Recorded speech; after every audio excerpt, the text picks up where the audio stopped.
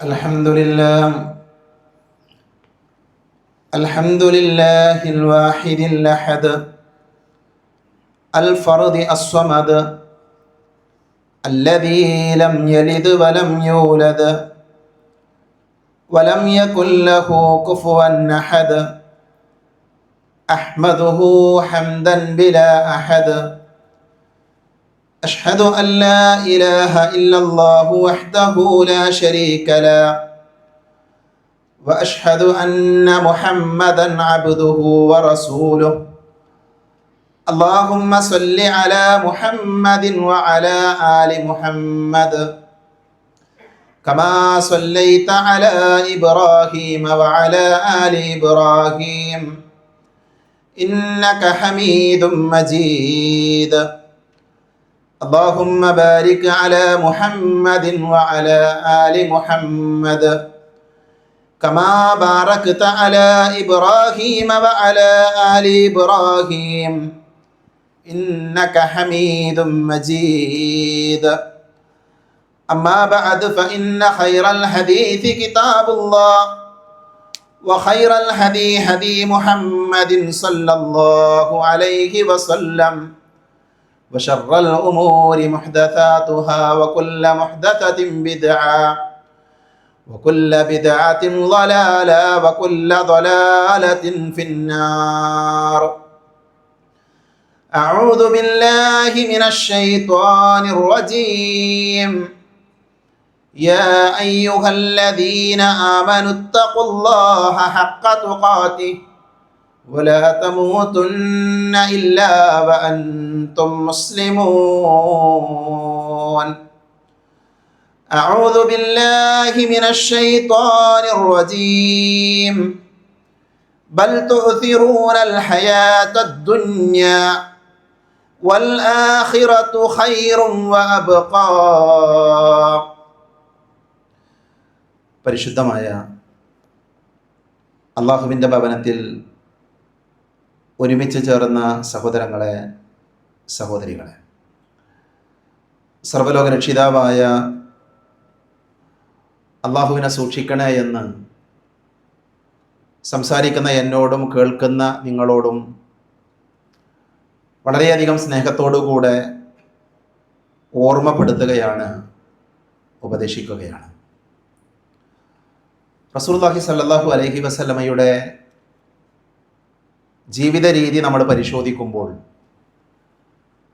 റസൂലുള്ളാഹി കാണിച്ച ഒരു മാതൃകയാണ് ഓരോ സന്ദർഭങ്ങളിലും ആ സന്ദർഭത്തിൽ ആളുകൾക്ക് ആവശ്യമുള്ള ഉപദേശങ്ങളും നിർദ്ദേശങ്ങളും നൽകുക എന്നുള്ളത്.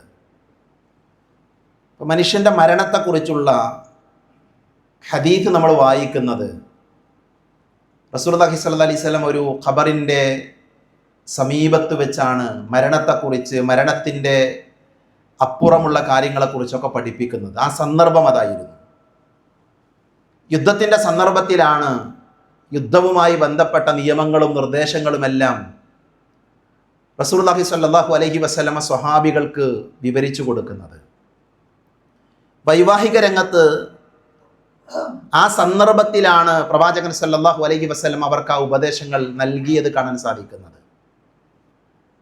അപ്പം നബിയുടെ ജീവിത രീതി നമുക്ക് പറഞ്ഞു തരുന്ന ഒരു പാഠം, പ്രവാചകൻ സല്ലല്ലാഹു അലൈഹി വസല്ലമ കാണിച്ചു തന്ന രീതി എന്ന് പറയുന്നത് അതാത് സമയങ്ങളിൽ വിശ്വാസികൾ മനസ്സിലാക്കേണ്ട കാര്യങ്ങൾ ഓർമ്മപ്പെടുത്തുക, ശ്രദ്ധയിലേക്ക് കൊണ്ടുവരിക എന്നുള്ളത് നബിയുടെ ശൈലിയാണ്. ഞാൻ ഈ ആമുഖം പറയാനുള്ള കാരണം, നമ്മൾ ഈ മിമ്പറിൽ തുടർച്ചയായ ഒരു വിഷയം സംസാരിച്ചു കൊണ്ടിരിക്കുകയാണ്. അഖീദത്തുൽ മുസ്ലിം, മുസ്ലിമിൻ്റെ വിശ്വാസവുമായി ബന്ധപ്പെട്ട കാര്യങ്ങൾ വളരെ പ്രാധാന്യമർഹിക്കുന്ന ഗൗരവമുള്ള വിഷയമാണ്. എന്നാൽ ഇന്ന് നമ്മൾ അതിൽ നിന്ന് വ്യത്യസ്തമായി മറ്റൊരു വിഷയത്തിലേക്കാണ് ഞാൻ എൻ്റെ സഹോദരങ്ങളുടെ, സഹോദരികളുടെ ശ്രദ്ധയെ കൊണ്ടുപോകാൻ ആഗ്രഹിക്കുന്നത്. വർത്തമാന കാലഘട്ടത്തിൽ നമ്മൾ ഓരോരുത്തരും മനസ്സിലാക്കേണ്ട, ശ്രദ്ധിക്കേണ്ട, ഗൗരവമായി പരിഗണിക്കേണ്ട ഒരു വിഷയം നമ്മുടെ മുൻപിലുണ്ട്. അല്ലാഹു കാര്യങ്ങൾ കൃത്യമായി പറയാനും മനസ്സിലാക്കാനുമുള്ള തൗഫീഖ് നമുക്കെല്ലാവർക്കും നൽകുമാറാകട്ടെ. പ്രവാചകൻ സല്ലല്ലാഹു അലൈഹി വസല്ലമയുടെ ഒരു പ്രവചനം പ്രവാചക തിരുമേനി പറയുന്നുണ്ട്, യഅതി അലന്നാസി സമാനുൻ, ജനങ്ങൾക്കൊരു കാലഘട്ടം വരാനുണ്ട്, ജനങ്ങളുടെ മേലൊരു കാലഘട്ടം വരും. ആ കാലഘട്ടത്തിൻ്റെ പ്രത്യേകത എന്ന് പറയുന്നത് അസ്വാബിറു ഫീഹിം അലാ ദീനിഹി കൽ ഖാബിലി അലൽ ജംറ, അവസാന കാലഘട്ടമാണത്. ആ അവസാന കാലഘട്ടത്തിൽ ദീൻ അനുസരിച്ച് ജീവിക്കുന്ന ആളുകൾ അവർ തീക്കനലിൻ്റെ മുകളിൽ നിൽക്കുന്നത് പോലെ ആയിരിക്കും ജീവിക്കേണ്ടി വരിക. തീക്കനലിൻ്റെ മുകളിൽ ചവിട്ടി നിൽക്കുന്ന ഒരു മനുഷ്യനെ പോലെ ജീവിക്കേണ്ട ഒരു സാഹചര്യം ഈ ഉമ്മത്തിന് അവസാന കാലഘട്ടമാകുമ്പോൾ വരുമെന്ന് പ്രവാചകൻ സല്ലല്ലാഹു അലൈഹി വസല്ലമ പഠിപ്പിച്ച ഹദീത്തിൽ കാണാൻ സാധിക്കും. ഒരല്പം സുദീർഘമായ മറ്റൊരു ഹദീത്തിലുള്ളത് പ്രവാചക തിരുമേനി പറയുന്നത്, അവസാന കാലഘട്ടത്തിൽ ഈ സമൂഹത്തെ, മുസ്ലിം ഉമ്മത്തിനെ എല്ലാവരും ആക്രമിക്കുമെന്നാണ്. പല രീതിയിൽ മുസ്ലിങ്ങൾക്ക് നേരെ ആളുകൾ തിരിഞ്ഞു വരും. അപ്പോൾ സ്വഹാബികൾ ചോദിക്കുന്നുണ്ട്, നബിയെ, ഞങ്ങളന്ന് കുറവായിരിക്കുമോ? ഞങ്ങൾ എണ്ണത്തിലന്ന് കുറവായത് കൊണ്ടാണോ ഞങ്ങളെ ആളുകൾ ആക്രമിക്കുന്നത്, ഉപദ്രവിക്കാൻ വരുന്നത്, പരിഹസിക്കാൻ വരുന്നത്? അപ്പം നബി സല്ലല്ലാഹു അലൈഹി വസല്ലമ പറഞ്ഞത്, അൻതും യൗമഇദിൻ കസീർ, അന്ന് നിങ്ങൾ ധാരാളം ആളുകൾ ഉണ്ടാകും, കുറേ ആളുകൾ ഉണ്ടാകും. വലകിന്നകും ഗുസാഉൻ കഗുസാഇ സൈൽ, അഴുക്ക് ചാലിലെ ചണ്ടികളെപ്പോലെ, ചപ്പുകളെപ്പോലെ, ഒരു മലവെള്ളപ്പാച്ചിലിൽ ഒഴുകി വരുന്ന ചപ്പുകളെപ്പോലെ ആയിരിക്കും അന്ന് മുസ്ലിങ്ങളുടെ അവസ്ഥ എന്ന് പ്രവാചകൻ സല്ലല്ലാഹു അലൈഹി വസല്ലമ പഠിപ്പിച്ചത് നമുക്ക് കാണാൻ സാധിക്കും. പ്രിയപ്പെട്ടവർ, ഈ രണ്ട് ഹദീസുകൾ ഗൗരവമായി നമ്മൾ കാണേണ്ട ഹദീസാണ്. ഒന്ന്, ദീനിൽ അടിയുറച്ച് നിൽക്കുക, ദീനനുസരിച്ച് ജീവിക്കുക എന്നുള്ളത് പ്രതിസന്ധി നിറഞ്ഞ, പ്രയാസം നിറഞ്ഞ ഒരു കാലഘട്ടം വരുമെന്നുള്ളത് പ്രവാചകൻ സല്ലല്ലാഹു അലൈഹി വസല്ലമയുടെ അധ്യാപനമാണ്. രണ്ടാമത്തെ ഹദീസിൻ്റെ ആശയം എന്താണ്? അവസാന കാലഘട്ടത്തിൽ ആളുകൾ അവർ പേരിൽ മുസ്ലിമാണ്, വിശ്വാസികളാണ്, പക്ഷെ അവരുടെ ജീവിതത്തിൽ ഇസ്ലാം ഉണ്ടാവില്ല. ഒരു മലവെള്ളപ്പാച്ചിലിൽ വെള്ളം എങ്ങോട്ടാണോ ഒഴുകിപ്പോകുന്നത് അതേപോലെ ഒഴുകുകയാണ്. അതിൻ്റെ മുകളിലെ ചപ്പുകളും ചവറുകളുമൊക്കെ ആ മലവെള്ളപ്പാച്ചിൽ ഒഴുക്കിക്കൊണ്ടുപോകുന്നത് പോലെ ആ ഉപമയാണ് പ്രവാചകൻ സല്ലല്ലാഹു അലൈഹി വസല്ലമ വിശ്വാസികളെ കുറിച്ച് പറഞ്ഞത്. അല്ലാഹു നമ്മളെ കാത്തിരക്ഷിക്കുമാറാകട്ടെ. ഈ രണ്ട് ഹദീസുകളെ മുന്നിൽ വെച്ചുകൊണ്ടായിരിക്കണം ഇന്നത്തെ ഖുതുബ എൻ്റെ സഹോദരങ്ങൾ, സഹോദരികൾ ശ്രദ്ധിക്കേണ്ടത് എന്ന് ആമുഖമായി ഓർമ്മപ്പെടുത്തുകയാണ്. നമ്മുടെ കടമ എന്ന് പറയുന്നത് ദീനിൽ ഉറച്ചു നിൽക്കലാണ്. റസൂലുള്ളാഹി സ്വല്ലല്ലാഹി അലൈഹി വസല്ലമയോട് ഒരാൾ വന്ന് ചോദിക്കുന്നുണ്ട്, യാ റസൂലല്ലാഹ്, അല്ലാഹുവിൻ്റെ പ്രവാചകരെ, ഖുല്ലി ഫിൽ ഇസ്ലാമി ഖൗലൻ ലാ അസ്അലു അൻഹു അഹദൻ ഗൈറുക്, നബിയെ, നിങ്ങൾ എനിക്കൊരു ഉപദേശം നൽകണം, നിങ്ങൾ എനിക്കൊരു ഉപദേശം പറഞ്ഞു തരണം. ആ ഉപദേശത്തിൻ്റെ പ്രത്യേകത എന്താണ്? ഞാൻ വേറെ ഒരാളോട് ചോദിച്ചാലും നിങ്ങൾ എനിക്ക് പറഞ്ഞു തരുന്ന ഉപദേശത്തേക്കാൾ നല്ല ഒരു ഉപദേശം വേറൊരാളും പറഞ്ഞു തരാൻ പാടില്ല. അത്രയും നല്ല ഒരു ഉപദേശം നിങ്ങൾ എനിക്ക് പറഞ്ഞു തരണം. അഥവാ ലോകത്തിന് വേറെ ഒരാളും നിങ്ങളിപ്പോൾ എനിക്ക് പറഞ്ഞു തരുന്ന ഉപദേശത്തേക്കാൾ നല്ലൊരു ഉപദേശം തരാൻ പാടില്ല. അത്രയും നല്ലൊരു ഉപദേശം നിങ്ങൾ എനിക്ക് നൽകണം.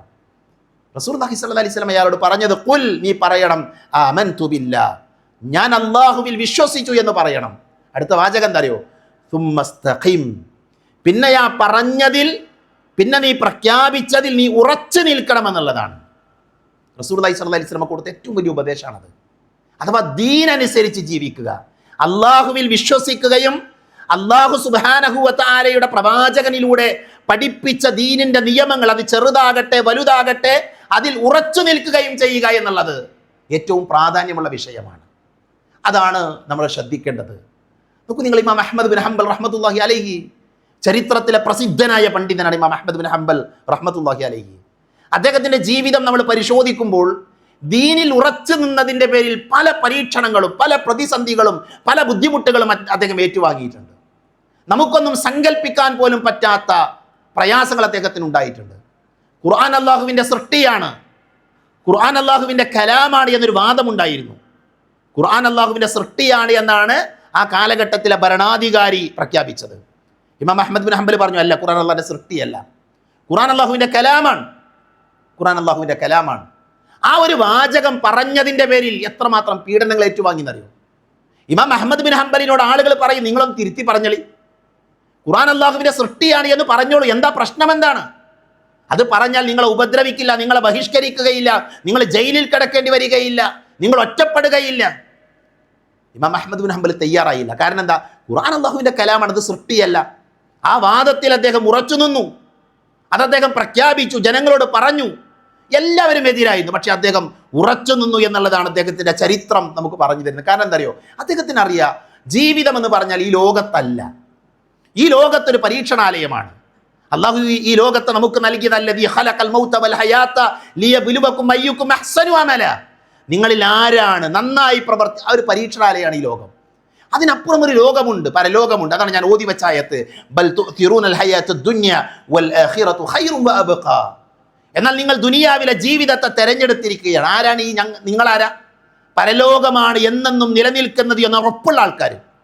ഈ പള്ളിയിലിരിക്കുന്ന മുഴുവൻ ആളുകൾക്കും അറിയാം പരലോകമാണ് ഉറപ്പ്, പരലോകം സത്യമാണ്. നമ്മൾ മരിക്കും, മരണത്തിനപ്പുറം ഒരു ജീവിതമുണ്ട്, ഖബറിൽ വിചാരണയുണ്ട്, ആ ഖബറിനപ്പുറം മനുഷ്യന്മാർ എഴുന്നേറ്റ് വരും, മഹ്ശറുണ്ട്, ഇതൊക്കെ നമുക്കറിയാം. എന്നിട്ട് നമ്മൾ എന്താ ചെയ്യുന്നത്? നമ്മൾ ദുനിയാവിലെ ജീവിതത്തിന് പ്രാധാന്യം കൊടുക്കുകയാണ് എന്നാണ് ഖുർആൻ പറയുന്നത്. ഇതെന്റെ വാചകമല്ല, ഖുർആൻ പറയാണ് നിങ്ങളിൽ അധിക ആളുകളും, മനുഷ്യരിൽ പല ആളുകളും ദുനിയാവിലെ ജീവിതമാണ് തിരഞ്ഞെടുക്കുന്നത്. അവർക്കറിയാം പരലോകമാണ് എന്നെന്നും നിലനിൽക്കുന്നത്, പരലോകമാണ് ഉത്തമമായിട്ടുള്ളത്. നമ്മൾ ആ കൂട്ടത്തിൽ ഉണ്ടാകാൻ പാടില്ല. നമ്മൾ കയ്യിസ് ആകണം. കയ്യിസ് എന്ന് പറഞ്ഞാൽ എന്താ? ബുദ്ധിമാന്മാരാകണം. ആരാ കയ്യിസ്? റസൂലുള്ളാഹി പറഞ്ഞു, ഇന്നൽ കയ്യിസ് ലിമൻ ദാന നഫ്സഹു വഅമില ലിമാ ബഅദൽ മൗത്ത്. കയ്യിസ് എന്ന് പറഞ്ഞാൽ, ബുദ്ധിമാൻ എന്ന് പറഞ്ഞാൽ അവനവന്റെ ആയുസ്സിനെ മരണത്തിനപ്പുറമുള്ള ലോകത്തേക്ക് വേണ്ടി തയ്യാറാക്കുന്നവനാണ്. മരണത്തിനപ്പുറമുള്ള ലോകത്തേക്ക് വേണ്ടി ജീവിതത്തെ തയ്യാറാക്കുന്നവൻ, ആയുസ്സിനെ ഉപയോഗപ്പെടുത്തുന്നവൻ, നന്മകൾ ചെയ്യുന്നവൻ. വൽ ആജിസ്, ആജിസ് എന്ന് പറഞ്ഞാലോ മൻ തബിഅ നഫ്സഹു ഹവാഹ വതമന്ന അലല്ലാഹ്. അടിവരട്ട് പഠിച്ചോളി. എന്താ വാചകം? മൻ അത്തബിഅ നഫ്സഹു, മനസ്സിനെ പിൻപറ്റുക, ഹവകൾക്കനുസരിച്ച് സ്വന്തം ഇഷ്ടത്തിനനുസരിച്ച് ജീവിക്കുക, അവനാണ് ദുർബലൻ, അവനാണ് അശക്തൻ, അവനാണ് വിവരമില്ലാത്തവൻ, അവനാണ് ബുദ്ധിയില്ലാത്തവൻ എന്നാണ് മഹാനായ റസൂലുള്ളാഹി സ്വല്ലല്ലാഹു അലൈഹി വസല്ലമ നമ്മളെ പഠിപ്പിക്കുന്നത്. ഒരൊറ്റ വാചകം, റദീതു ബില്ലാഹി റബ്ബ വബി മുഹമ്മദിൻ റസൂല വബിൽ ഇസ്ലാമി ദീന. ഈ പ്രാർത്ഥന ചൊല്ലുന്നവരാ നമ്മൾ. എന്താ പറഞ്ഞതിന്റെ അർത്ഥം? എന്താ? ഞാൻ അള്ളാഹുവിനെ റബ്ബായി തൃപ്തിപ്പെട്ടിരിക്കുന്നു, മുഹമ്മദ് നബിയെ റസൂലായി തൃപ്തിപ്പെട്ടിരിക്കുന്നു, ഇസ്ലാമിനെ ദീനായി തൃപ്തിപ്പെട്ടിരിക്കുന്നു. സഹോദരങ്ങളെ, നമ്മൾ ഈ പറയുന്നത് സത്യസന്ധമായിട്ടാണോ? നമ്മൾ ഈ പറയുന്നത് സത്യസന്ധമായിട്ടാണോ എന്ന് നമ്മൾ ആലോചിക്കണം. കാരണം പ്രതിസന്ധികൾ വരുമ്പോൾ, പ്രശ്നങ്ങൾ വരുമ്പോൾ നമ്മൾ പതറിപ്പോകുന്നു. ഒരു നിലപാടെടുക്കാൻ നമുക്ക് കഴിയാതെയാകുന്നുണ്ടോ എന്ന് നമ്മൾ ഓരോരുത്തരും പരിശോധിക്കണം. നമ്മുടെ മുമ്പിൽ ഒരു പ്രശ്നമുണ്ട്. നമ്മളെ സംബന്ധിച്ചിടത്തോളം നമ്മുടെ ഏറ്റവും വലിയ സമ്പത്ത് എന്ന് പറയുന്നത് നമ്മുടെ കുട്ടികളാണ്, നമ്മുടെ മക്കളാണ്, നമ്മുടെ വിദ്യാർത്ഥികളാണ്. നമ്മൾ ഒരുപക്ഷെ നമ്മുടെ ജീവിതത്തിൻ്റെ ഏറ്റവും വലിയ ഒരു സമയം നമ്മൾ മാറ്റിവെക്കുന്നത് നമ്മുടെ കുട്ടികൾക്ക് വേണ്ടിയാണ്, മക്കൾക്ക് വേണ്ടിയാണ്. അവരുടെ കാര്യത്തിൽ നമ്മൾ എത്ര ശ്രദ്ധാലുക്കളാണ്. അവരുടെ വിദ്യാഭ്യാസം, അവരുടെ വസ്ത്രം, അവരുടെ ജീവിതം, ഇതൊക്കെ നമ്മൾ ശ്രദ്ധിക്കാറുണ്ട്. എന്നാൽ ഇന്ന് നമ്മുടെ വിദ്യാർത്ഥികളുടെ മുമ്പിൽ ഒരു പ്രശ്നമുണ്ട്. അവർ കുട്ടികളാണ്. അവർക്കൊരു പക്ഷേ വേർതിരിച്ച് മനസ്സിലാക്കാൻ കഴിയാത്ത ഒരു പ്രതിസന്ധി നമ്മുടെ കുട്ടികളുടെ മുന്നിൽ വന്നിട്ട് അവിടെ നമ്മൾ എന്ത് ചെയ്തു? ഒരു രക്ഷിതാവ് എന്ന നിലയിൽ, ഒരു മുസ്ലിം എന്ന നിലയിൽ, അള്ളാഹുവിനെ റബ്ബായി, മുഹമ്മദ് നബി സല്ലല്ലാഹു അലൈഹി വസല്ലമയെ റസൂലായി, ഇസ്ലാമിനെ ദീനായി തൃപ്തിപ്പെട്ട ഞാനും നിങ്ങളും എന്താണ് ചെയ്തത് എന്ന് നമ്മൾ ആലോചിക്കണം. എന്തായിരുന്നു ആ വിഷയത്തിൽ നമ്മുടെ നിലപാട്? നമ്മുടെ വിദ്യാർത്ഥികൾ രാവിലെ കലാലയങ്ങളിലേക്ക് ചെല്ലുമ്പോൾ അവർ ലഹരിക്ക് അടിമപ്പെടാതിരിക്കാൻ വേണ്ടി, ലഹരിയുമായി ബന്ധപ്പെടാതിരിക്കാൻ വേണ്ടി ഒരു പ്രത്യേക രീതിയിലുള്ള ഡാൻസ് കളിക്കണമെന്നാണ് ഭരണകൂടം ആരോട് പറയുന്നത്? വിദ്യാർത്ഥികളോട് കൽപ്പിക്കുന്നത്. അത് ഞങ്ങൾ പറയും, നിങ്ങൾ കേൾക്കണമെന്നാണ്.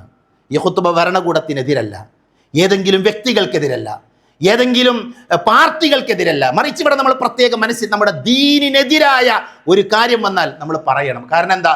റദീതു ബില്ലാഹി റബ്ബ, എനിക്കെൻ്റെ റബ്ബിനെ, അള്ളാഹുവിനെ റബ്ബായി തൃപ്തിപ്പെട്ടവനാണ് ഞാൻ, എൻ്റെ ദീനിനെ തൃപ്തിപ്പെട്ടവനാണ് ഞാൻ, എൻ്റെ പ്രവാചകൻ സല്ലല്ലാഹു അലൈഹി വസല്ലമയെ നബിയായി തൃപ്തിപ്പെട്ടവനാണ് ഞാൻ. അതുകൊണ്ട് തന്നെ എൻ്റെ നബി പറഞ്ഞതിനെതിരെ ആര് പറഞ്ഞാലും ഞാൻ സംസാരിക്കും. എൻ്റെ ദീനിനെതിരായ കാര്യങ്ങൾ ആര് ചെയ്താലും ഞാൻ സംസാരിക്കും. മൻ റഅ മിൻകും മുൻകറൻ ഫൽയുഗയ്യിർ ബിയദിഹി. പ്രവാചകന്റെ അധ്യാപനം അതാണ്. നിങ്ങൾ ഒരു തിന്മ കണ്ടാൽ ആ തിന്മക്കെതിരെ നിങ്ങളുടെ നാവ് കൊണ്ട് പറയണം. പറ്റൂലേ? കൈ കൊണ്ട് എതിർക്കണം. പറ്റില്ലേ? നാവ് കൊണ്ട് എതിർക്കണം. പറ്റില്ലേ? ആ മനസ്സിലെങ്കിലും അതിനോട് വെറുപ്പുണ്ടാകണമെന്ന് മഹാനായ റസൂലുള്ളാഹി സ്വല്ലല്ലാഹു അലൈഹി വസല്ലം നമ്മളെ പഠിപ്പിച്ചിട്ടുണ്ട്. പക്ഷെ അടിവരയിട്ട് മനസ്സിലാക്കണം, സമൂഹത്തിൽ ഒരു ചർച്ചയോ വിവാദങ്ങളോ ഉടലെടുക്കുമ്പോൾ ആരോടെങ്കിലുമുള്ള വിധേയത്വത്തിൻ്റെയോ അന്ധമായ വെറുപ്പിൻ്റെയോ അടിസ്ഥാനത്തിലാവരുത് ആ വിഷയങ്ങളെ നമ്മൾ ചർച്ച ചെയ്യേണ്ടത്. അടിവരട്ട് മനസ്സിലാക്കേണ്ട കാര്യമാണ്. ഒരാളോട് നമ്മൾ വെറുപ്പിൻ്റെ അടിസ്ഥാനത്തിലാകരുത്, ഒരു അന്ധമായ വിധേയത്വം, അതേപോലെ തന്നെ അവരെ എതിർക്കാൻ കിട്ടിയ ഒരു അവസരം, അങ്ങനെയല്ല. മറിച്ച് നമ്മളെ സംബന്ധിച്ചിടത്തോളം ധാർമ്മിക മൂല്യങ്ങളുടെയും ഇസ്ലാം ഉയർത്തിപ്പിടിക്കുന്ന സാംസ്കാരിക തലങ്ങളുടെയും അടിസ്ഥാനത്തിലാകണം വിഷയങ്ങൾ നമ്മൾ സമീപിക്കേണ്ടത്. ഏതൊരു വിഷയമാകട്ടെ, അത് ചെറുതാകട്ടെ വലുതാകട്ടെ, വൈകാരികമായ സമീപനങ്ങളോ വിവേകരഹിതമായ ഇടപാടുകളോ ഒന്നിനും പരിഹാരമല്ല എന്ന് പ്രത്യേകം നമ്മൾ മനസ്സിലാക്കണം. വൈകാരികമായി കൊണ്ടല്ല വിഷയങ്ങൾ നമ്മൾ സമീപിക്കേണ്ടത്. ഇപ്പൊ നോക്കൂ നിങ്ങൾ, ലഹരി എന്ന് പറയുന്നത് വലിയ അപകടമാണ്. ലഹരി എന്ന് പറയുന്നത് ഏറ്റവും വലിയ അപകടമാണ്. അതുകൊണ്ടാണ് നമ്മുടെ പള്ളിയുടെ കീഴിൽ ഇൻഷാ അല്ലാഹ് ഈ വരുന്ന ഞായറാഴ്ച വൈകുന്നേര സമയം അസർ നമസ്കാരത്തിന്റെ ശേഷം നമ്മളിവിടെ പ്രത്യേകമായ ഒരു പ്രോഗ്രാം സംഘടിപ്പിക്കുകയാണ്. കുടുംബം തകർക്കുന്ന ലഹരി എന്ന ടൈറ്റിലിൽ, ആ ബാനറിൽ ഒരു വൈകുന്നേരം ആരംഭിച്ച് നോമ്പു തുറയോടുകൂടെ സമാപിക്കുന്ന ഒരു പ്രോഗ്രാം നമ്മുടെ പള്ളിയിൽ, ഈ പള്ളിയുടെ ഭാരവാഹികൾ സംഘടിപ്പിക്കുകയാണ്. അൽഹംദുലില്ലാഹ്, ഏറ്റവും നല്ല കാര്യമാണ്. നമ്മളതിൽ പങ്കെടുക്കണം, നമ്മുടെ കുടുംബത്തെയും മക്കളെയും ഒക്കെ കൂട്ടണം. ലഹരി വലിയ അപകടമാണ്. ലഹരിക്കെതിരെ എല്ലാവരും പങ്കുചേരുകയാണ്. ലഹരിക്കെതിരെ എല്ലാവരും സംസാരിക്കണം. അതിന് നിസ്സാരമായി കാണാൻ പാടില്ല. അത് വളരെ സന്തോഷം നൽകുന്ന കാര്യമാണ്. പക്ഷേ ലഹരി ഉപയോഗിക്കുന്ന അതിനുള്ള പരിഹാരം എന്ന് പറയുന്നത് അത് തൊലിപ്പുറത്തുള്ള ചികിത്സയാകാൻ പാടില്ല. എന്താ ഇവിടെ ചികിത്സ? എന്താണ്?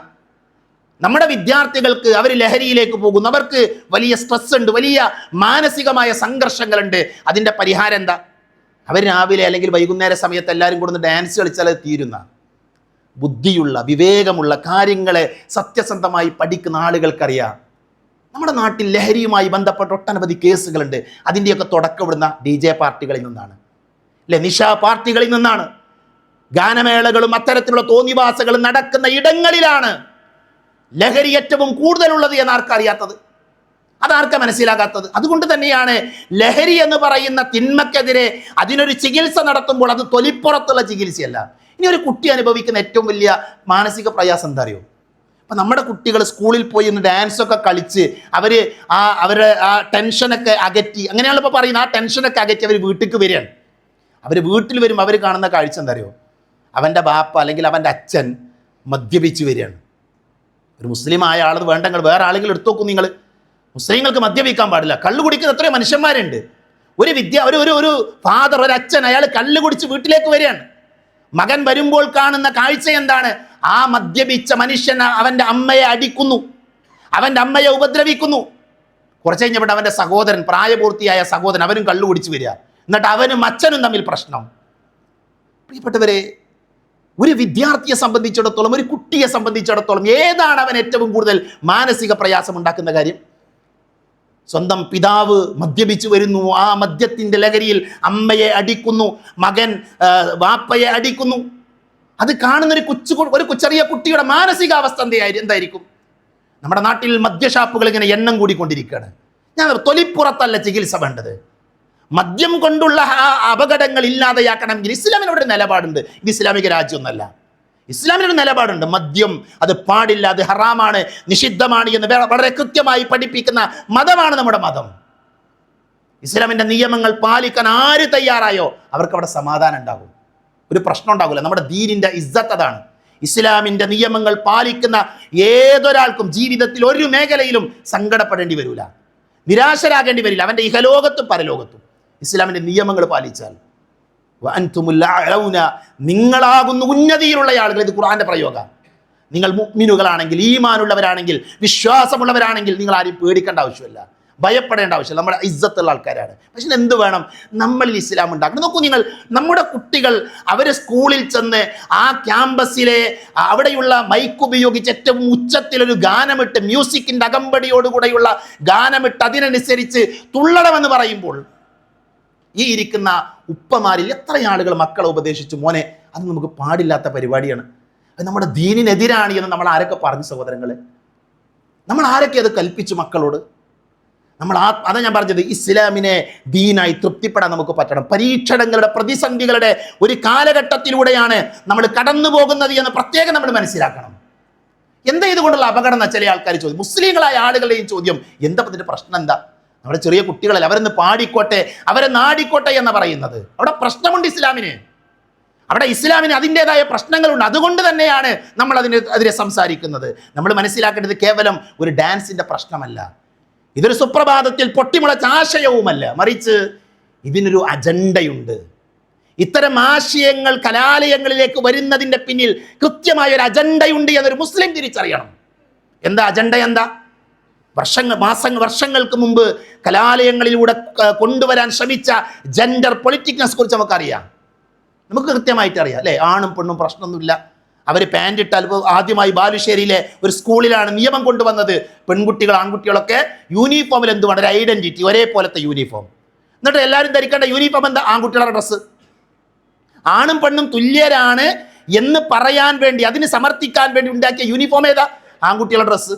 എന്തേ ആണും പെണ്ണും തുല്യരാണ്, നാളെ മുതൽ എല്ലാവരും സാരി എടുത്ത് വരണം എന്തേ പറയാത്തത്?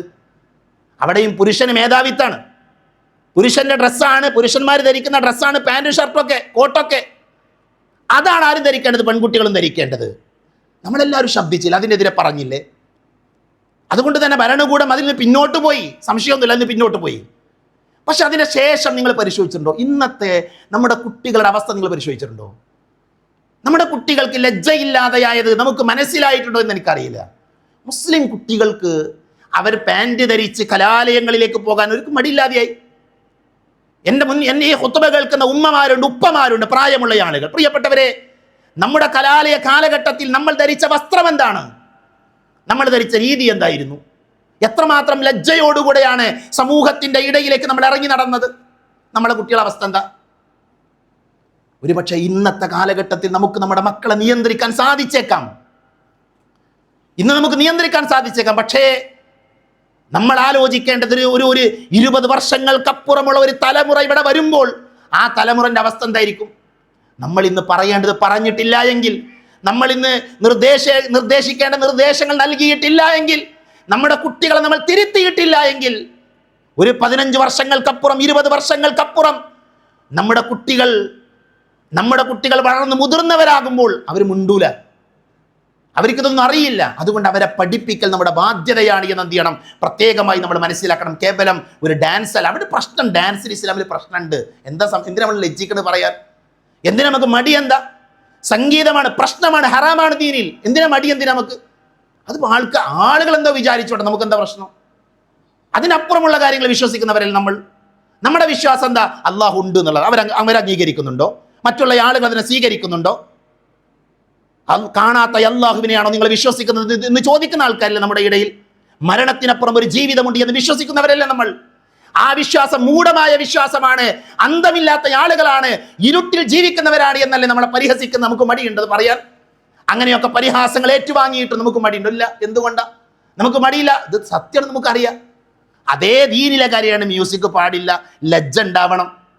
അതേ ദീന് നമ്മളെ പഠിപ്പിച്ച കാര്യമാണ്. ഇപ്പൊ നോക്കൂ, നിങ്ങൾ പ്രവാചകൻ സല്ലല്ലാഹു അലൈഹി വസല്ലം പറഞ്ഞു, ഇന്ന ലികുല്ലി ദീനിൻ ഖുൽഖ. എല്ലാ ദീനിനും എന്തുണ്ട്? ഒരു ഖുൽഖുണ്ട്, ഒരു സ്വഭാവമുണ്ട്. വഖുൽഖുൽ ഇസ്ലാമി അൽ ഹയാ. ഇസ്ലാമിന്റെ ഖുൽഖ് എന്ന് പറഞ്ഞാൽ അത് ലജ്ജയാണ് എന്ന് പ്രവാചകൻ പഠിപ്പിച്ചു. അൽ ഹയാഉ മിനൽ ഈമാൻ. ലജ്ജ ഈമാനിൽ പെട്ടതാണ്. മറ്റൊരു ഹദീസിലുള്ള ഇന്നൽ ഹയാ വൽ ഈമാന ഖുരിനാ ജമീഅ. ഈമാനും ലജ്ജയും അതിങ്ങനെ ചേർന്ന് കിടക്കുന്ന, ഒരുമിച്ച് കിടക്കുന്ന ഒന്നാണ്.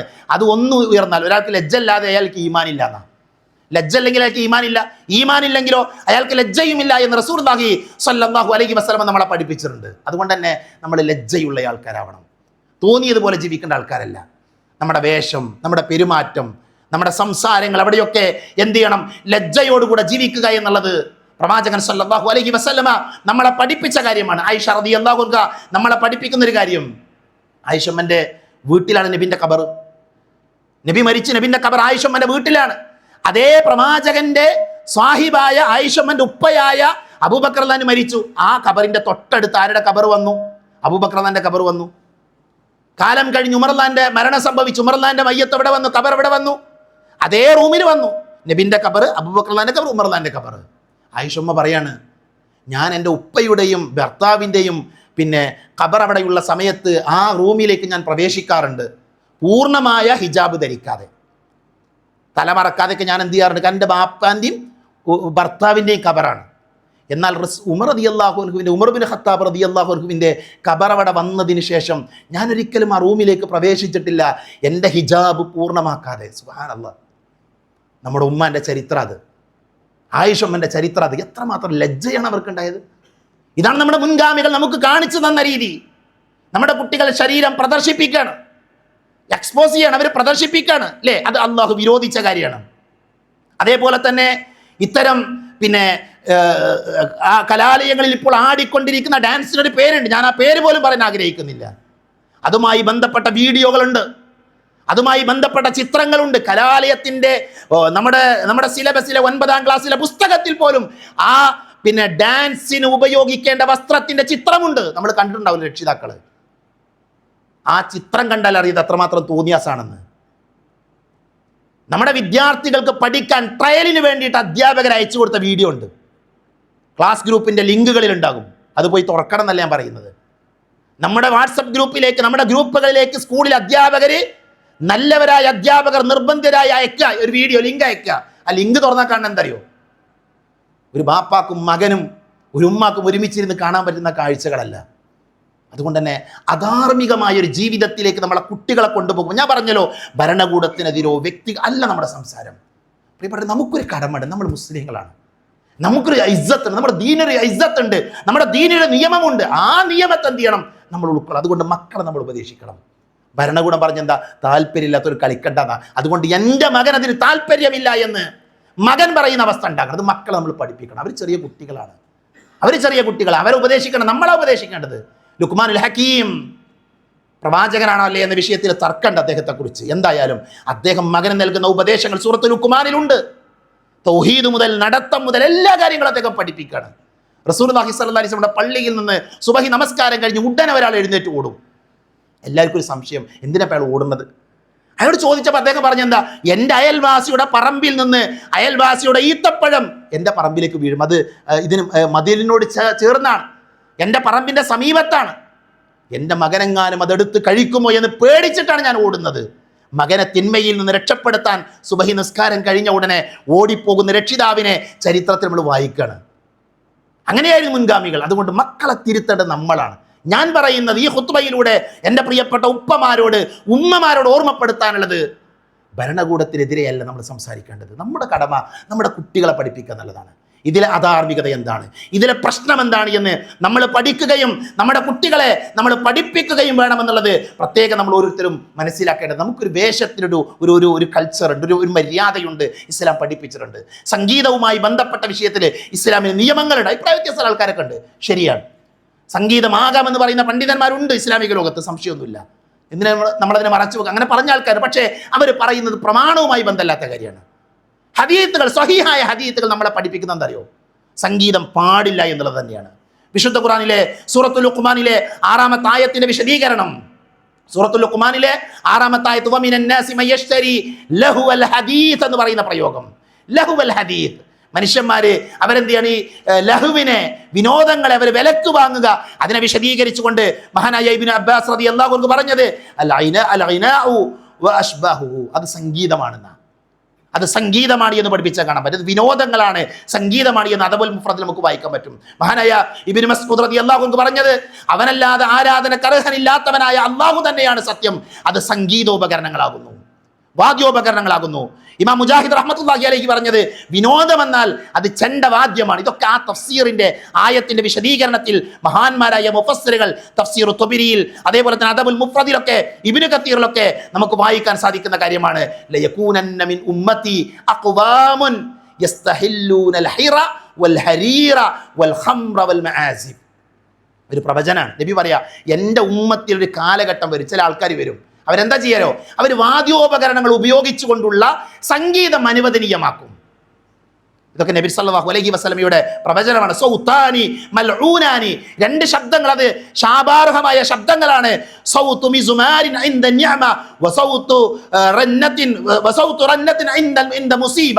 പ്രവാചക തിരുമേനി പറഞ്ഞു, പിന്നെ സന്തോഷവേളകളിലെ സംഗീത ശബ്ദം അത് ശപിക്കപ്പെട്ട ശബ്ദമാണ്. അതേപോലെ തന്നെ അപകടവേളകളിലെ നാശം വിളിച്ചുകൊണ്ടുള്ള അട്ടഹാസം, ഒരാൾ മരിച്ചാൽ വാവിട്ട് കരയാൻ പാടില്ല, അത് വലിയ കുറ്റമാണ്. അതേപോലെ തന്നെ സംഗീതം അത് കുറ്റമാണ് എന്ന് പ്രവാചകൻ സല്ലല്ലാഹു അലൈഹി വസല്ലമ നമ്മളെ പഠിപ്പിച്ചിട്ടുണ്ട്. അപ്പോൾ സഹോദരങ്ങളെ, നമ്മളെ സംബന്ധിച്ചിടത്തോളം നമ്മുടെ മുമ്പിലുള്ള ഒരു പ്രതിസന്ധിയുണ്ട്. ആ പ്രതിസന്ധിയിൽ നമുക്ക് തീരുമാനം എടുക്കാം, അതിന് നമുക്ക് അവകാശമുണ്ട്. ഇന്ത്യൻ ഭരണഘടന അനുസരിച്ച് ജീവിക്കുന്ന ഒരു ഇന്ത്യക്കാരനായ ഒരു പൗരനൊരു അവകാശമുണ്ട്. എനിക്കതിൽ ചേരാൻ താല്പര്യമില്ല, അതെൻ്റെ മതത്തിനെതിരാണ്. അത് പറയാനും അത് പ്രഖ്യാപിക്കാനും അതിൽ നിലപാടെടുക്കാനും നമുക്ക് സാധിക്കണം. അതാണ് ഇസ്ലാമിൻ്റെ ഇസ്സത്ത് എന്ന് നമ്മൾ മനസ്സിലാക്കുക. അല്ലാഹു സുബ്ഹാനഹു വ തആല ശരിയായ മുസ്ലിമായി ജീവിക്കാൻ നമ്മെ എല്ലാവരെയും അനുഗ്രഹിക്കുമാറാകട്ടെ.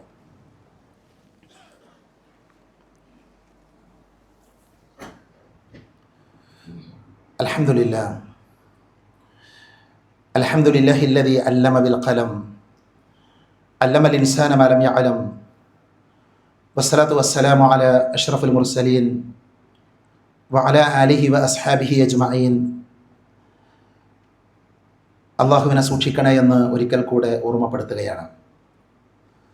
വിശ്വാസികളെ സംബന്ധിച്ചിടത്തോളം ഒരു സുന്ദരമായ മതത്തിൻ്റെ അനുയായികളും വാക്താക്കളുമാണ് അവർ. ആരുടെ മുമ്പിലും തലകുനിക്കാത്ത, ഉറച്ച ആദർശം പറയാൻ സാധിക്കുന്ന, മടികൂടാതെ പ്രവാചകൻ സല്ലല്ലാഹു അലൈഹി വസല്ലമയെ പരിചയപ്പെടുത്താൻ സാധിക്കുന്ന ആളുകളാണ്. അതുകൊണ്ട് തന്നെ ലോകത്തുള്ള മറ്റേതു മതത്തെക്കാളും ഒരു മുസ്ലിമിന് തല ഉയർത്തിപ്പിടിച്ച് ജീവിക്കാൻ സാധിക്കും. അവൻ്റെ മതത്തിൽ ഒരു അബദ്ധമല്ല, അവൻ്റെ നിയമങ്ങളിൽ ഒരു പ്രശ്നമല്ല. കാരണം ഈ മതം അള്ളാഹു ഉണ്ടാക്കിയതാണ്, അള്ളാഹു സുബ്ഹാനഹു വ തആല പഠിപ്പിച്ചതാണ്. മഹാനായ റസൂലുള്ളാഹി സ്വല്ലല്ലാഹു അലൈഹി വസല്ലമയിലൂടെ നബിയുടെ 40-ാമത്തെ വയസ്സ് മുതൽ 63 വയസ്സ് വരെയുള്ള ജീവിതകാലത്തിനിടയിൽ പൂർത്തീകരിക്കപ്പെട്ടൊരു മതമാണിത്. അതിനു മുമ്പുള്ള പ്രവാചകന്മാർക്ക് അള്ളാഹു വേദങ്ങൾ നൽകിയിട്ടുണ്ട്. അതിൻ്റെ എല്ലാം പൂർത്തീകരണമാണ് വിശുദ്ധ ഖുർആൻ. ആ ഖുർആൻ എല്ലാ പ്രശ്നങ്ങൾക്കുമുള്ള പരിഹാരം പഠിപ്പിച്ചിട്ടുണ്ട്. നമ്മുടെ നാട്ടിൽ ലഹരി വർദ്ധിച്ചു വന്നിരുന്ന കാലഘട്ടമാണ്. ലഹരി എന്ന് പറയുന്നത് വലിയ അപകടമാണ്. വിശുദ്ധ ഖുർആന്റെ കൽപ്പന തന്നെ എന്താണ്? യാ അയ്യുഹല്ലദീന ആമനു ഇന്നമൽ ഖംറു വൽ മൈസിറു വൽ അൻസാബു വൽ അസ്ലാമു റിജ്സും മിൻ അമലി ശൈത്വാൻ. വിശ്വാസികളെ വിളിച്ച് അള്ളാഹു പറയുന്നത് ഖംർ നിഷിദ്ധമാണെന്നാണ്. മനുഷ്യന്റെ ബുദ്ധിയെ തകർക്കുന്ന, മനുഷ്യന്റെ ബുദ്ധിയെ മായ്ച്ചു കളയുന്ന എല്ലാ ലഹരി വസ്തുക്കളും അത് ഹറാമാണെന്നുള്ളതാണ് ഇസ്ലാമിന്റെ കാഴ്ചപ്പാട്. അത് ഉപയോഗിക്കാൻ പാടില്ല. അത് കുറച്ചാണെങ്കിലും ശരി, കൂടുതലാണെങ്കിലും ശരി. പ്രിയപ്പെട്ടവർ, ഒറ്റ ഹദീസ് നമ്മൾ വായിച്ചാൽ മതി. ലഹരിയുമായി ബന്ധപ്പെടുന്ന 10 വിഭാഗം ആളുകളെ അള്ളാഹുവിൻ്റെ റസൂലും അള്ളാഹു ശപിച്ചിട്ടുണ്ട്. 10 വിഭാഗം ആളുകളെ, ലഹരിയുമായി ബന്ധപ്പെടുന്ന 10 വിഭാഗം ആളുകളെ. കള്ളുണ്ടാക്കുന്ന മനുഷ്യന്മാർ, അത് കച്ചവടം നടത്തുന്ന ആൾക്കാർ, അത് വേറൊരാൾക്ക് വേണ്ടി കൊണ്ടുപോയി കൊടുക്കുന്ന ആൾക്കാർ, അത് വിളമ്പി കൊടുക്കുന്ന ആൾക്കാർ, അത് വിൽപ്പന നടത്തുന്ന ആൾക്കാർ, ഇത് വാങ്ങാൻ വരുന്ന ആൾക്കാർ, ഇങ്ങനെ 10ഓളം ആളുകളെ, മദ്യവുമായി ബന്ധപ്പെട്ട ആൾക്കാരെ റസൂലുള്ളാഹി സ്വല്ലല്ലാഹു അലൈഹി വസല്ലം ശപിച്ചു എന്ന് പറയുന്ന ഹദീസ് നമുക്ക് വായിക്കാൻ പറ്റും. അപ്പോൾ മദ്യത്തിനെതിരെയുള്ള പരിഹാരം എന്താ? ഒന്നാമത്തെ പരിഹാരം യഥാർത്ഥ വിശ്വാസം ആളുകൾ ഉൾക്കൊള്ളുക എന്നുള്ളതാണ്. ആയിഷമ്മ പറഞ്ഞല്ലോ, നബി സല്ലല്ലാഹു അലൈഹി വസല്ലം ഞങ്ങളുടെ ഇടയിലേക്ക് വന്നു. അന്നത്തെ ആൾക്കാരുടെ അവസ്ഥ എന്താ? അവർ കള്ളുകുടിയന്മാരാണ്, അവർ മദ്യപാനികളാണ്, അവർ യുദ്ധം ചെയ്യുന്ന ആൾക്കാരാണ്, അവർ വ്യഭിചരിക്കുന്ന ആൾക്കാരാണ്. അവരുടെ ഇടയിലേക്ക് നബി വരുന്നത്. ഇരുണ്ട യുഗമാണ്. വ്യക്തമായ വഴികേട്, എല്ലാ തോന്നിവാസവും സാധാരണ സ്വഭാവമാണ്, എല്ലാ തിന്മയും അവിടെ ഉണ്ട്. അവരുടെ ഇടയിലേക്ക് നബി വരുന്നത് സല്ലല്ലാഹു അലൈഹി വസല്ലം. നബി എന്ത് ചെയ്തു? നബി അവരെ സംസ്കരിച്ചു. എങ്ങനെ സംസ്കരിച്ചത്? ഹുവല്ലദീ ബഅസ ഫിൽ ഉമ്മീയീന റസൂലൻ മിൻഹും യത്ലു അലൈഹിം ആയാതിഹി. അള്ളാഹുവിൻ്റെ റസൂൽ അവർക്ക് ആയത്തുകൾ ഓതി കൊടുത്തു. അത് ആയിഷമ്മ പറഞ്ഞത്. നബി വന്നിട്ട് ഞങ്ങളോട് അല്ലാഹ് ഉണ്ട് എന്ന് പറഞ്ഞു, അള്ളാഹുവിനെ ആരാധിക്കണം എന്ന് പറഞ്ഞു, പരലോകം ഉണ്ട് എന്ന് പറഞ്ഞു. ശരിയായ വിശ്വാസം ആളുകൾ ഉൾക്കൊള്ളുമ്പോൾ അവരെന്ത് ചെയ്യും? ആ സൃഷ്ടാവിൻ്റെ കൽപ്പനകൾ അവരംഗീകരിക്കും. അപ്പം യഥാർത്ഥ പരിഹാരം എന്താ അറിയോ? ഈ പരിഹാരം നമ്മളാണ് സമൂഹത്തെ പഠിപ്പിക്കേണ്ടത്, നമ്മളാണ് പറഞ്ഞു കൊടുക്കേണ്ട ആൾക്കാർ. ഒരാൾ മദ്യപാനത്തിൽ നിന്ന് രക്ഷപ്പെടാനുള്ള ശരിയായ പരിഹാരം അവനവൻ്റെ സൃഷ്ടാവിനെ അറിയുക എന്നുള്ളതാണ്. മുസ്ലിങ്ങളല്ലാത്ത കള്ളുടിക്കാത്ത കുറേ മനുഷ്യന്മാരുണ്ട്. അവർ മാറി നിൽക്കുന്ന എന്തുകൊണ്ടാണ്? മതപരമായി അവർക്ക് വിലക്കില്ല. യേശു ക്രിസ്തു കാനായിലെ വിരുന്നിൽ അദ്ദേഹം പച്ചവെള്ളം വീഞ്ഞാക്കി എന്നുള്ളതാണ് അദ്ദേഹം കാണിച്ചൊരു അത്ഭുതം. അവർക്ക് പറയാൻ പറ്റുമോ മദ്യത്തിനെതിരെ സംസാരിക്കാൻ? അവർക്ക് സാധ്യമല്ല. കാരണം എന്താ? അവരുടെ വേദഗ്രന്ഥത്തിൽ ഒരു അത്ഭുതമായി പറയുന്ന കാര്യമാണ്. ഹൈന്ദവ മതത്തിൽ ഒട്ടനവധി മേഖലകൾ ലഹരിയുമായി ബന്ധപ്പെട്ട കൽപ്പനകൾ നമുക്ക് കാണാൻ പറ്റും. പക്ഷേ ആ മതഗ്രന്ഥങ്ങളിലൊന്നും അതിനെതിരെയല്ല സംസാരിക്കുന്നത്. പക്ഷെ ആ മതത്തിൻ്റെ ആളുകൾ ഇന്ന് അതിനെതിരാണ്. ഞാനതിനെ കൊച്ചാക്കല്ല. ഞാൻ പറയുന്നത് എന്താ വെച്ചാൽ, ഒരു മുസ്ലിമിന് പറയാൻ പറ്റും കള്ളുടിക്കാൻ പാടില്ല. കാരണം എന്താ? അവൻ്റെ സൃഷ്ടാവ് അവനോട് വേണ്ടെന്ന് പറഞ്ഞിട്ടുണ്ട്. വേറെയുള്ള ആളുകൾ അത് ഒഴിവാക്കുന്നത് എന്തുകൊണ്ടാണ്? ശാരീരികമായി പ്രശ്നം ഉണ്ടാകും, അതുകൊണ്ട് രോഗം ഉണ്ടാകും, അവൻ്റെ കരൾ നശിക്കും, അവന് മറ്റുള്ള പ്രശ്നങ്ങളുണ്ട്, അതുകൊണ്ട് അവർ ഒഴിവാക്കുന്നു. അതതിൻ്റെ രണ്ടാമത്തെ പാർട്ടാണ്. ശരിയായ വശം എന്താ? നമ്മളെ സൃഷ്ടിച്ച, നമുക്ക് ജീവിക്കാൻ ഈ ഭൂമിയെ വാസയോഗ്യമാക്കി തന്ന നമ്മുടെ റബ്ബ് നമ്മോട് പറഞ്ഞിട്ട് വേണ്ടാന്ന്. അപ്പോൾ ഇത്തരം പരിഹാരങ്ങൾ ജനങ്ങളിലേക്ക് എത്തിക്കാൻ, അള്ളാഹുവിനെ പരിചയപ്പെടുത്താൻ, ദീന് പരിചയപ്പെടുത്താൻ നമ്മൾ ശ്രമിക്കുകയാണ്. ഇത്തരം സന്ദർഭങ്ങളിലൊക്കെ നമ്മൾ ആത്മാർത്ഥമായി ചെയ്യേണ്ടതും പ്രാർത്ഥിക്കേണ്ടതുമെന്നാണ് ഓർമ്മപ്പെടുത്താനുള്ളത്. ഇൻഷാ അല്ലാഹ് ആ ഒരു വിഷയത്തിലേക്ക് വെളിച്ചം വീശുന്ന ഒരു പ്രോഗ്രാമാണ് ഈ വരുന്ന ഞായറാഴ്ച നമ്മുടെ പള്ളിയിൽ നടക്കുന്നത്. നിങ്ങളെല്ലാവരും ആ പരിപാടിയിൽ പങ്കെടുക്കണം. സാധിക്കുന്ന മുഴുവൻ ആളുകളെയും ആ പ്രോഗ്രാമിലേക്ക് എന്ത് ചെയ്യണം, വിളിക്കണം. അതുകൊണ്ട് തന്നെ ആ പ്രോഗ്രാമിനെ ഭംഗിയാക്കാൻ വേണ്ടി നമ്മൾ ശ്രമിക്കുക. ആ പ്രോഗ്രാം ഉള്ളത് കൊണ്ട് തന്നെ ഈ ശനിയാഴ്ച, എല്ലാ ശനിയാഴ്ചകളും നമ്മുടെ പള്ളിയിൽ ഖുർആൻ ക്ലാസ് ഉണ്ടാകുന്നതാണ്. അപ്പോൾ ഈ ശനിയാഴ്ച എന്തുണ്ടാകില്ല, നമ്മുടെ ഖുർആൻ ക്ലാസ് ഉണ്ടാവില്ല. ആ ക്ലാസ്സിന് പകരം ഞായറാഴ്ച പൂർണ്ണമായി 4:30 മണി മുതൽ നോമ്പ് തുറക്കുന്നത് വരെയുള്ള സമയം കുടുംബം തകർക്കുന്ന ലഹരി എന്ന വിഷയത്തിൽ ബഹുമാന്യനായ ഷാഫി സ്വബാഹി നമ്മളോട് സംസാരിക്കും. നോമ്പുള്ള ആളുകൾക്ക് അന്ന് മുഹറമാണ്, മുഹറത്തിലെ 9ാമത്തെ നോമ്പിൻ്റെ ദിവസമാണ്. അതുകൊണ്ട് തന്നെ നോമ്പ് നോൽക്കുന്ന ആളുകൾക്ക് എല്ലാവരും നോമ്പ് നോൽക്കാൻ ശ്രദ്ധിക്കുക. നോമ്പ് തുറക്കാനുള്ള സൗകര്യം നമ്മുടെ പള്ളിയിൽ ഉണ്ടാകും. ഞാൻ കഴിഞ്ഞ ഖുതുബയിൽ പറഞ്ഞു, മുഹറം മാസമാണ്, അതിലെ 9ഉം 10ഉം നോമ്പ് നോൽക്കണം. ശനിയാഴ്ചയാണ് മുഹറം 1, 9ഉം 10ഉം എന്ന് പറയുന്നത് ഞായറും തിങ്കളുമായിരിക്കും. അത് പ്രത്യേകം നമ്മൾ മനസ്സിലാക്കുക. അല്ലാഹു സുബ്ഹാനഹു വ തആല കാര്യങ്ങൾ പഠിക്കാനും മനസ്സിലാക്കാനും അത് ഉൾക്കൊള്ളാനും നമ്മെ എല്ലാവരെയും അനുഗ്രഹിക്കുമാറാകട്ടെ. അറിഞ്ഞുമറിയാതെയും നമ്മുടെ ജീവിതത്തിൽ സംഭവിച്ചു പോയ ചെറുതും വലുതുമായ എല്ലാ തെറ്റുകുറ്റങ്ങളും അള്ളാഹു പുറത്തു മാപ്പാക്കി തരുമാറാകട്ടെ. രോഗം കൊണ്ട് ബുദ്ധിമുട്ടുന്നവരുടെ അള്ളാഹു അവർക്ക് ശിഫ നൽകുമാറാകട്ടെ. നമ്മളിൽ മരണപ്പെട്ടു പോയ ആൾക്കാരുണ്ട്, അള്ളാഹു അവർക്ക് മഗ്ഫിറത്ത് നൽകുമാറാകട്ടെ. ജോലിയില്ലാതെ കഷ്ടപ്പെടുന്നവരുടെ അള്ളാഹു അവർക്ക് ജോലി നൽകി അവരെ അനുഗ്രഹിക്കുമാറാകട്ടെ. ലോകത്തിൻ്റെ വിവിധ ഭാഗങ്ങളിൽ പ്രയാസങ്ങൾ അനുഭവിക്കുന്ന ധാരാളം മുസ്ലിം സഹോദരങ്ങളും അല്ലാത്ത ആളുകളുണ്ട്. എല്ലാവരുടെയും പ്രയാസങ്ങൾ അള്ളാഹു തീർത്തു കൊടുക്കുമാറാകട്ടെ. ജയിലുകളിൽ നിരപരാധികളായി കഴിയുന്ന ആയിരക്കണക്കിന് മനുഷ്യരുണ്ട്, അള്ളാഹു അവർക്ക് മോചനം നൽകുമാറാകട്ടെ. അല്ലാഹു മഗ്ഫിർ ലിൽ മുഅ്മിനീന വൽ മുഅ്മിനാത്ത് വൽ മുസ്ലിമീന വൽ المسلمات الأحياء منهم والأموات اللهم أجرنا من النار اللهم أجرنا من النار اللهم أجرنا من النار ربنا آتنا في الدنيا حسنة وفي الآخرة حسنة وقنا عذاب النار آمين آمين برحمتك يا أرحم الراحمين وآخر دعوانا الحمد لله رب العالمين.